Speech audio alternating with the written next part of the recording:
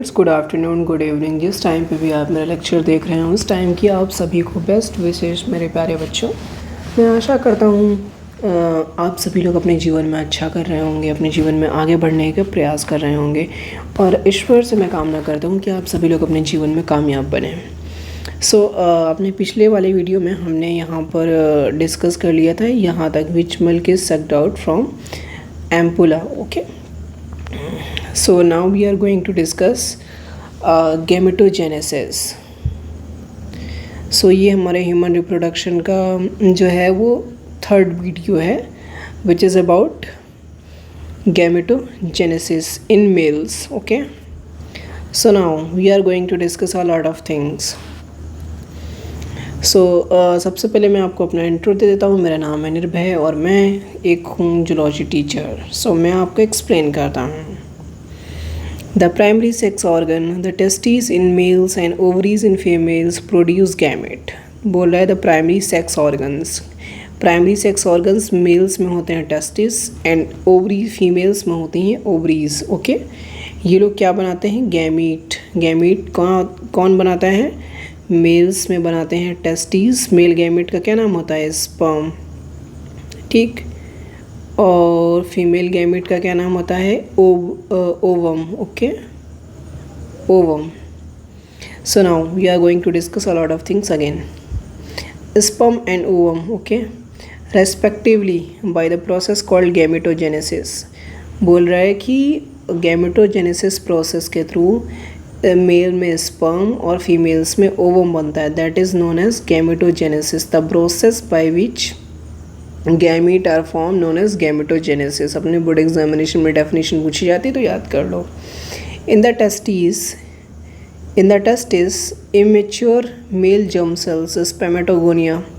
Mail germ cell को spermatogonia बोलते हैं। सिर्फ एक सेल अगर है, यहाँ पे मैं लिख रहा हूँ if only one cell, one primordial germ cell, एक प्राइमोर्डियल जर्म सेल को आप बोलेंगे स्पेमेटोगोनिया। स्पेमेटोगोनिया। बट अगर आपके पास lot of number of cells हैं देन मतलब ये सिंगुलर, बहुत सारी प्राइमोर्डियल जर्म सेल्स है तो आप लोग उसके लिए वर्ड यूज़ करेंगे स्पेमेटोगोनियम। आई होप आपको बात समझ में आ रही होगी। ठीक है,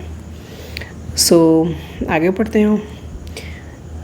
produce gamete sperm by spermatogenesis. ये जो हमारा मेल जर्म सेल्स हैं जिन्हें आप प्राइमोर्डियल जर्म सेल्स कहते हैं, मेल जर्म सेल्स हैं, इनसे बनता है हमारा स्पर्म। मेल जर्म सेल से क्या बनता है? स्पर्म। किस प्रोसेस के थ्रू? स्पर्मेटोजेनेसिस के through. Spermatogenesis that begins at poverty. जो हमारी पवर्टी की एज होती है जब स्टार्ट होता है spermatogenesis. The spermatogonia, singular spermatogonium बता चुका हूँ मैं आपको कि अगर सिंगुलर है तो स्पर्मेटोगोनियम एंड प्लूरल है तो स्पर्मेटोगोनिया। ठीक है, अगर एक सेल है तो स्पर्मेटोगोनियम होगा, अगर बहुत सारी सेल्स हैं तो स्पर्मेटोगोनिया होगा। ध्यान रखिएगा। ठीक है, present inside wall of seminiferous tubules multiply by mitotic division and increase in numbers. Each spermatogonium is diploid and contains 46 chromosomes.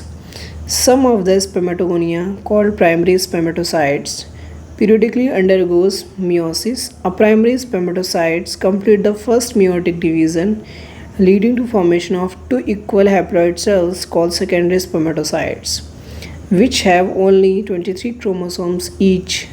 The secondary spermatocytes undergo second meiotic division to produce 4 equal haploid spermatids। देखो मैं समझाता हूँ, इसको आप लोगों ने note कर दिया है। अगर एक मेल जर्म सेल्स होगी तो आप उसको बोलेंगे स्पर्मेटोगोनियम। अगर बहुत सारी मेल जर्म सेल्स होंगी तो आप उसको बोलेंगे स्पर्मेटोगोनिया। इससे पहले जो मैंने यहाँ पे लिखा था शायद थोड़ा आगे पीछे लिख दिया था तो उसको आप लोग बुरा मत मानिएगा। I am extremely sorry for that. Okay, देखो मैं आपको समझाता हूँ स्पर्मेटोजेनेसिस कैसे होता है, समझिएगा ज़रा। देखो, और मेरा जो वीडियो है वो ओरिजिनल में देखिएगा, इसको जूम मत करिएगा नहीं तो ऊपर का कई बार नहीं दिखाई पड़ता है। मैंने देखा है एक बार। ठीक है, अब हम पढ़ने जा रहे हैं स्पर्मेटोजेनेसिस। स्पर्मेटोजेनेसिस देखो बेटा क्या होता है स्पर्मेटोजेनेसिस। चलो तुम लोगों को अलग पेज पे बताता हूँ, एक अच्छा सा अलग पेज लेता हूँ, उस पर मैं स्पर्मेटोजेनेसिस बोलता हूँ। एनसीईआरटी टच होगी, डोंट वरी, ठीक है।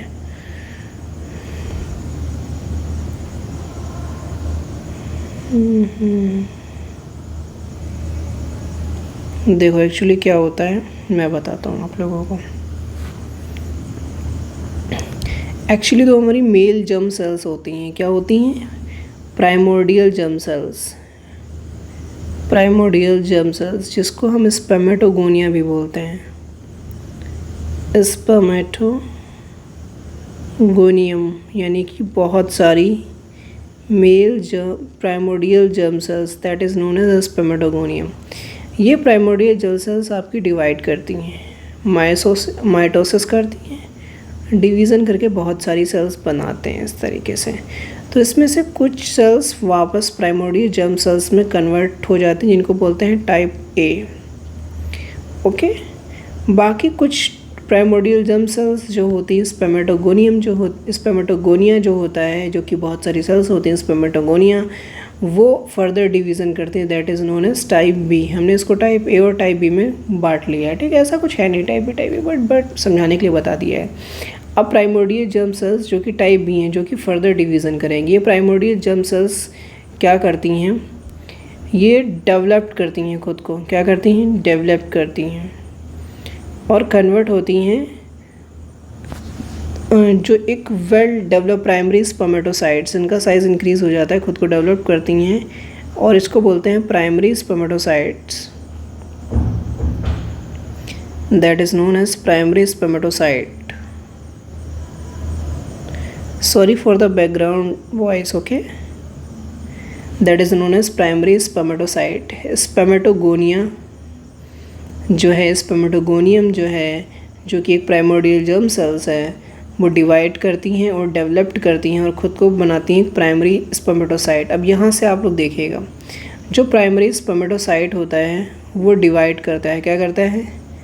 डिवाइड करता है। जो प्राइमोर्डियल जर्म सेल्स है ना आपकी, ये सभी डिप्लॉयड है, इसमें नंबर ऑफ़ क्रोमोसोम्स 46 होते हैं, ठीक है। 46 नंबर ऑफ़ क्रोमोसोम्स होते हैं। तो प्राइमरी स्पर्मेटोसाइट्स के साथ भी 46 क्रोमोसोम्स होंगे। सो जो हमारी प्राइमरी स्पर्मेटोसाइट होती है वो 2 सेल्स में डिवाइड हो जाती है। किसमें? 2 सेल्स में डिवाइड हो जाती है इस तरीके से, प्राइमरी स्पर्मेटोसाइट। फिर उसके बाद ये मियोसिस 1 होता है आपका, मियोसिस 1। एंड जब फर्दर डिवीज़न होता है तो ये जो मियोसिस 1 है, यहाँ पे जो मियोसिस 1 के बाद प्राइमरी स्पर्मेटोसाइट से जो स्ट्रक्चर बनी, these 2 structures are known as secondary spermatocyte, okay? These 2 structure are known as secondary spermatocytes। And जब मियोसिस 2 होता है तो इस सेकेंडरी स्पर्मेटोसाइट से बन जाती हैं ये 2 structure, that is known as spermatid. These structure are known as spermatid. I hope you are getting my point. These structure are known as spermatid. These 4 structure are known as spermatid। तो एक बार फिर से revise करेंगे। सबसे पहले एक spermatogonium लिया, primordial germ sales, उसने डेवलप करा और ख़ुद को प्राइमरी स्पर्मेटोसाइट्स में कन्वर्ट करा, जो कि एक डिप्लॉयड सेल है। प्राइमरी स्पर्मेटोसाइट ने फर्दर डिवाइड करा, मियोसिस 1 के बाद जो सेल बनी उसको हमने बोल दिया इस सेकेंडरी स्पर्मेटोसाइट। सेकेंडरी स्पर्मेटोसाइट्स ने फर्दर अपना मियोसिस 2 डिवीज़न कंप्लीट करा और कन्वर्ट हो गया स्पर्मेटिड से। This process is known as spermatogenesis, okay. I hope you are getting my point. अब इस स्पर्मेटोजेनेसिस से ये जो स्पर्मेटिड बना है, इसके ऊपर इस तरीके की एक फ्लैजुलर मूवमेंट के लिए यहाँ पे एक स्ट्रक्चर जुड़ जाती है, that is this process is known as spermiogenesis. This process is known as spermiogenesis. So एक फुली डेवलप्ड एक स्पर्मेटिड से एक फुली डेवलप्ड स्पर्म बनने के प्रोसेस को स्पर्मियोजेनेसिस बोलते हैं। सो आई होप आपको बात समझ में आ गई हो। आपने इसे नोट ना करा हो तो नोट कर लो, मैं इसको शॉर्ट में भी लिख दूंगा अभी।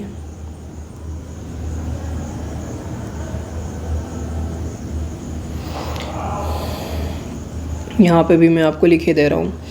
यहाँ तक हमने बोला, देखो उसने बोला ईच स्पर्मेटोगोनियम इज़ डिप्लॉयड, ठीक है वो तो हमने पढ़ लिया, and contain 46 number of chromosomes, ये भी हम लोगों ने पढ़ लिया। Some of the spermatogonia called primary spermatocytes periodically undergo meiosis. मैंने बताया था प्राइमोर्डियल जर्म सेल्स होती है, यहाँ से बनता है प्राइमरी स्पर्मेटोसाइट्स, ये अब मियोसिस में आ जाती है। तो क्या करती है देखो ज़रा, अब primary spermatocytes complete first meiotic division leading to formation of two equal haploid cells called secondary spermatocyte. अब ये टू इक्वल हैप्लॉइड, यहाँ ये क्या था, ये भी डिप्लॉइड था 46 क्रोमोसोम्स, यहाँ पे भी 46 क्रोमोसोम्स थे। सो यहाँ पे जो मियोसिस 1 हुआ है, मियोसिस 1, इसके बाद यहाँ पे 46 ना, तो 23 क्रोमोसोम्स नाम की 2 हैप्लॉइड सेल्स बन गई, that is known as secondary spermatocytes. अब ये सेकेंडरी स्पर्मेटोसाइट्स देखो क्या होंगी, which have only 23 chromosomes each, ठीक। The secondary spermatocyte undergo second meiotic division to produce 4 equal haploid spermatids। सो इनसे बन जाएंगे 4 स्पर्मेटिड्स। क्या बन जाएंगे? 4 स्पर्मेटिड्स। बता चुका हूँ, दोबारा बता रहा हूँ। उसके बाद क्या है, spermatozoa by the process called spermiogenesis the spermatid are transferred into spermatozoa sperm. ये स्पर्मेटिड जो है स्पर्म में ट्रांसफ़र हो जाता है, इस तरीके के स्ट्रक्चर फिली डेवलप, ठीक है। This process is known as spermiogenesis. This process is known as spermiogenesis. I hope you are getting my point. यहाँ पे क्वेश्चन पूछा है, what will be the number of chromosome in spermatids? Spermatids में number of chromosomes पूछे तो obvious ही बात है यार 23 नंबर ऑफ क्रोमोसोम्स होंगे, ठीक है, इसमें कुछ घबराने वाली बात नहीं है। After spermiogenesis, sperm cell leads become embedded in cytosol cells and finally are released from the seminiferous tubules by the process called spermiation। Actually जो सेमनीफेरस ट्यूब्यूल्स होती हैं वहाँ पे जो साइटोसोल सेल्स होती है इसमें धसे रहते हैं sperm for the nutrition, embedded रहते हैं, एम्बेडेड मतलब साइटोसोल सेल्स में लगे हुए रहते हैं, तो यहाँ से इनको न्यूट्रिशन मिलता है। अब यहाँ से ये जब अलग होते हैं, this process is known as spermiation. I hope आप लोगों को समझ में आ गया होगा। जो भी आपको नोट करना है नोट कर लो, मैं इसको हटाने जा रहा हूँ यहाँ क्योंकि मैं डायग्राम एक्सप्लेन करने जा रहा हूँ। सो थैंक यू, आप लोगों ने नोट कर लिया होगा, उसके लिए थैंक यू। आप लोगों को देख लो, यहाँ पे डायग्राम एक्सप्लेन कर देता हूँ। देखो ये स्पर्मेटोगोनियम है, इस स्पर्मेटोगोनियम ने डिवाइड करा और फिर बनाया यहाँ पे क्या, प्राइमरी स्पर्मेटोसाइट्स। इस प्राइमरी स्पर्मेटोसाइट ने डिवाइड करा एंड बनाया सेकेंडरी स्पर्मेटोसाइट्स। इस सेकेंडरी स्पर्मेटोसाइट से हमारा बनता है स्पर्मेटिड। क्या बनता है? स्पर्मेटिड। एंड इस स्पर्मेटिड से बनता है spermatozoa, that is known as sperm, okay. And cytosol cells में देखो किस तरीके से धसा, तो इसको ये न्यूट्रिशन देती रहती है। आई होप आपको मेरी बात जो है मैंने पढ़ाई वो समझ में आ गई होगी। अब मैं आगे बढ़ाता हूँ। Spermatogenesis start at the age of puberty due to significant increase in the secretion of gonadotropin release in hormone. Actually हमारा जो एक ब्रेन का पार्ट होता है that is known as hypothalamus, which secrete this releasing gonadotropin releasing hormone, GnRH gonadotropin releasing hormone puberty के time पे secrete होता है। सो ये क्या करता है gonadotropin releasing hormone, this the increase level of GnRH acts and anterior pituitary gland and stimulates the section of two gonadotropin hormone, luteinizing hormone and follicle stimulating hormone. देखो भैया puberty के time पे जो तुम्हारा GnRH है gonadotropin releasing hormone, इसका level बढ़ा, इस बढ़े हुए लेवल ने उसको एक्टिवेट कर दिया।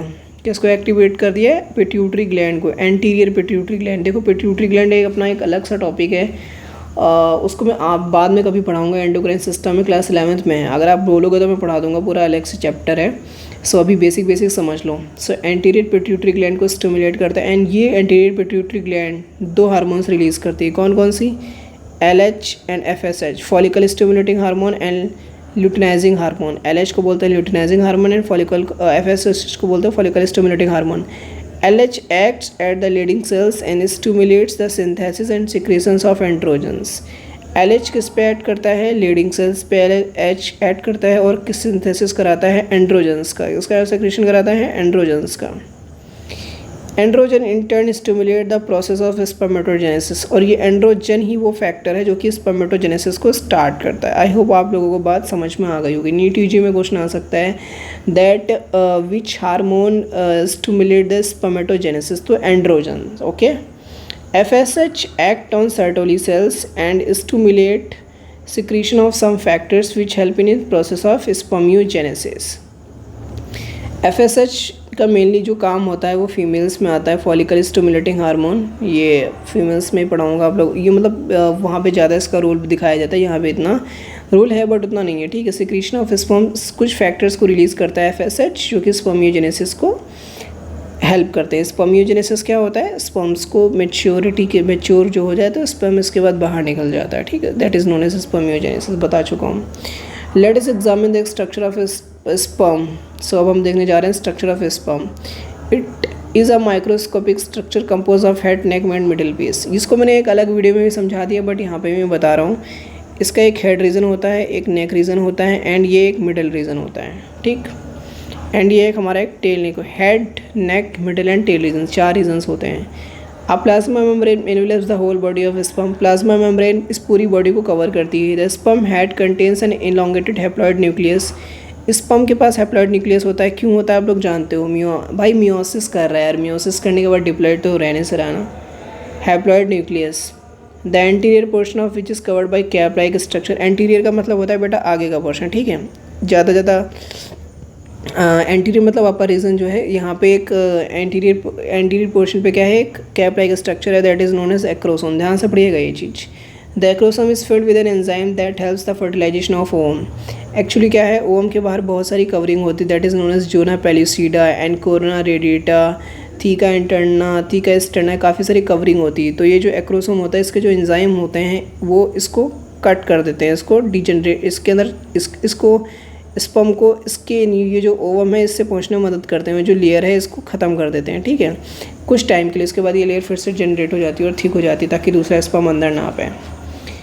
Enzyme help with the fertilisation of ovum, बता चुका हूँ। The middle piece possess numerous mitochondria. ये जो मिडिल पीस होता है ना, यहाँ पे बहुत सारे माइटोकॉन्ड्रिया होते हैं एक्चुअली यहाँ पे इस रीजन में। क्यों, क्योंकि एनर्जी रिलीज में बहुत हाई अमाउंट ऑफ एनर्जी चाहिए होता है स्पर्म्स को मूवमेंट करने के लिए, ठीक है। Which produce energy for the movement of tail and facilitate sperm motility essential for the fertilization. The human male ejaculate 200 to 300 million sperms during a coitus. Coitus का मतलब होता है जब अपना एक मेल अपना जो पेनिस है वो फीमेल्स के वजाइना में एंटर कराता है, that is known as coitus, ठीक है। Normal fertility, at least 60% sperm must have normal shape and size and least 40% sperm of the must vigorous motility, ठीक है। जो 60% स्पर्म है उनकी जो शेप एंड साइज़ है वो एक सेम होनी चाहिए, नॉर्मल होनी चाहिए, ठीक है। और जो 40% स्पर्म्स होंगे उनका जो मूवमेंट होना चाहिए वो बहुत फास्ट होना चाहिए। Sperm release from the seminiferous tubules are transported by the accessory ducts. Secretion of epididymis, vas deferens, seminal vesicles and prostate are essential for the maturation and motility of sperm. Actually क्या है, epididymis बहुत major role play करता है, यहीं पे sperm जाके mature हो जाता है। बाकी इन सब के सिक्रीशन भी बहुत ज़्यादा मेजर रोल प्ले करते हैं स्पर्म को मैच्योर करने पर। The seminal vesicles plasma along with sperm continues the semen. Semen बनाता है, बता चुका हूँ आप लोगों को। The function of a male sex accessory ducts and glands are maintained by the testicular hormones that is known as androgens. जो function है मेल एसेसरी डक्ट्स के और ग्लैंड्स के, ये मेंटेन करे जाते हैं एंड्रोजन के हार्मोन से। एंड्रोजन ही इन लोगों को मेंटेन करके रखता है कि तब तुम्हें कौन सा सिक्रीशन करना है एंड कैसे तुम्हें मेंटेन करके रखना है, कैसे तुम्हें स्पर्म को मैच्योर करना है, इन सभी का जो डायरेक्शन देता है वो एंड्रोजन ही देता है, इन लोगों को स्टिमुलेट करता है, ठीक है। मोटी मोटी बात ये समझो आप लोग, ज़्यादा डिटेल में जाने की ज़रूरत नहीं है, बिकॉज अगर मैं NCERT से बाहर पढ़ाने लगूंगा फिर तुम लोग ये कहोगे कि सर आप तो NCERT से बाहर पढ़ाते हो, आप ऐसे पढ़ाते हो, आप वैसे पढ़ाते हो, आप NCERT भूल गए, आपको तड़ी पार कर दिया जाएगा, मैं NTA वालों के पास जाऊँगा, आपकी कंप्लेन कर दूँगा। ऐसा ठीक है, ऐसा आप लोग कुछ मत करिएगा। सो बेसिक जो बात थी, जो NCERT का एक्सप्लेनेशन था, male spermatogenesis and male sperm. Actually क्या है बेटा, यहाँ पे मैंने ज़्यादा वो डिटेल नहीं बताया स्पर्म के बारे में। एक्चुअली क्या है, स्पर्म के बारे में मैंने अपना एक अलग से वीडियो बना दिया, उसमें भी मैंने NCERT line to line explain कराया, वो वीडियो अलग जा करके देख सकते हो और अपनी चीज़ों को समझ सकते हो। सो वीडियो ज़्यादा ना लंबा करते हुए मैं आज का जो टॉपिक है वो यहीं पर एंड करता हूँ। हम अपने आने वाले वीडियो में जो है oogenesis पढ़ेंगे फीमेल के अंदर, ठीक है। बहुत इंपॉर्टेंट टॉपिक है, इसको भी बहुत मन लगा के पढ़ेंगे हम लोग। सो मैं आशा करता हूँ आप लोगों को ये वीडियो समझ में आया होगा। अगर आप लोगों को डाउट हो, कोई क्वेरी हो, तो आप लोग प्लीज़ कमेंट करिए। एंड जो मेरी ईमेल आईडी है मैं आप लोगों को दिए दे रहा हूँ, love06@gmail.com। आप इस पर मेल कर सकते हो और अपना डाउट या क्वेरी जो भी हो, अगर कमेंट सेक्शन में तो कमेंट कर ही देना, बाकी आप इस पर भी भेज सकते हो, ठीक है। और बाकी आप लोगों को एक सरप्राइज़ गिफ्ट है, जो कुछ सब्सक्राइबर हो जाएंगे मेरे अराउंड 5 to 6,000, देन मैं वो सरप्राइज़ जो है आप सभी लोगों को दे दूँगा, ठीक है। तो भाई लोग मेरा वीडियो ज़्यादा से ज़्यादा नीट एस्पिरेंट जो भी हैं, नीट यूजी के, उनके साथ शेयर करो। जो बोर्ड एग्जामिनेशन की प्रिपरेशन कर रहे हैं उनके साथ भी शेयर करो।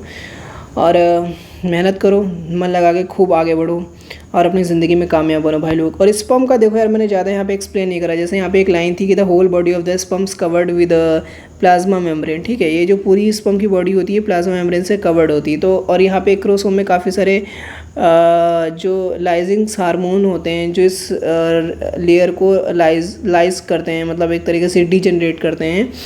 तो उसमें ये काफ़ी सारे यहाँ पे, सॉरी हार्मोन्स नहीं, एंजाइम्स होते हैं, मैं भी क्या बोल रहा हूँ यार, एंजाइम्स होते हैं काफ़ी सारे। सो जो जिसको डिजनरेट करने में हेल्प करते हैं। एक्चुअली क्या है, मैं ना बेटा बहुत ज़्यादा नींद में हूँ। एक्चुअली मैंने पिछले 2 दिनों से मैं सोया नहीं हूँ सही से। अप्रॉक्स 2 to 3 आवर्स में जैसे मैं सो पाता हूँ पूरे दिनों में, बाकी मैं पूरा दिन बहुत ज़्यादा बिजी शेड्यूल रहता है। सो दैट्स वाई यहाँ पे लिखा भी हुआ है acrosome filled with the enzyme. Actually काफ़ी सारे एंजाइम्स होते हैं यहाँ पे, जैसे कि हमारा एक्रोमाइलेज वगैरह एंजाइम होता है, लाइज जो मेन जो लाइजिंग करते हैं, एक्चुअली किसी चीज़ को डीजनरेट करने को लाइजिंग बोलते हैं, ठीक है। वो सारे एंजाइम्स यहाँ पे प्रेजेंट होते हैं। मैंने अपना डिटेल वीडियो भी बना दिया है इसके बारे में, आप लोग देख सकते हैं वहाँ पे जाके। तो भाई लोग अपना आज का वीडियो यहीं तक है। सो आशा करता हूँ आप लोगों को वीडियो समझ में आया होगा और आप मेरे वीडियो को लाइक करो। और अगर कोई डाउट हो, ऐसा कोई बात लगता हो आप लोगों को जो मैंने छोड़ दिया हो, जो मैंने इस वीडियो में एक्सप्लेन ना करा हो कि नहीं सर मेरे को आप ये जानना है, आपने वो नहीं बताया मेरे को, तो कमेंट कर देना भाई, बता दूंगा। और अब मेरे इस वीडियो मेरा जो वीडियोस होते हैं उसमें NCERT प्लस डिटेल्ड होता है, ठीक है। कुछ बच्चों ने कमेंट करा था that we want NCERT with detail, so that's why I am making this video and I hope that कि आप सबको मेरी सारी बातें समझ में आई होंगी। So dear NEET aspirants, do work hard and achieve your dreams like that. जो भी आपका ड्रीम मेडिकल कॉलेज हो, एम्स न्यू दिल्ली, मेम्स Delhi and AIIMS Raebareli, AIIMS Gorakhpur and KGMC Lucknow and BHU Banaras Hindu university. चलो कमेंट में अपने मेडिकल कॉलेज का नाम लिखो। और जब तुम लोगों को मेडिकल कॉलेज मिल जाए तो वापस आना मेरे इस चैनल पे और कमेंट करना, देखते हैं कितने लोग करते हैं। मैं भगवान से प्रार्थना करूंगा कि आप सभी लोगों को आपका ड्रीम मेडिकल कॉलेज मिल जाए, डॉक्टर बने, आप MBBS करें और इस समाज का और इस दुनिया का भला करें। धन्यवाद। ठीक है भाई लोग, चलता हूँ यार, मेरा जाने का मन नहीं कर रहा है वीडियो छोड़ के, बट यार भाई यहाँ पे नेट की बहुत ज़्यादा इशू है मेरे पास, तो इस वजह से मैं ज़्यादा लंबा वीडियो नहीं रिकॉर्ड कर सकता। इस वजह से मैं ऊजेनेसिस नेक्स्ट वीडियो में बढ़ाऊँगा ताकि पार्ट वाइज आता रहे और वीडियो ज़्यादा लंबा भी ना हो। ठीक है, मैं ये तक एक्सप्लेन करना था, मैंने कर दिया है। So bye my future doctors and future professors, future teachers, और जो कोई भी मेरा वीडियो देख रहा हो, जिस भी पर्पस से देख रहा हो, मैं आशा करता हूँ भगवान उसका पर्पस पूरा हो गया होगा मेरे इस वीडियो से। अगर नहीं पूरा हुआ तो बता देना भाई, पूरा कर देंगे। सो भाई लोग, चलता हूँ मैं, बाय बाय, टाटा।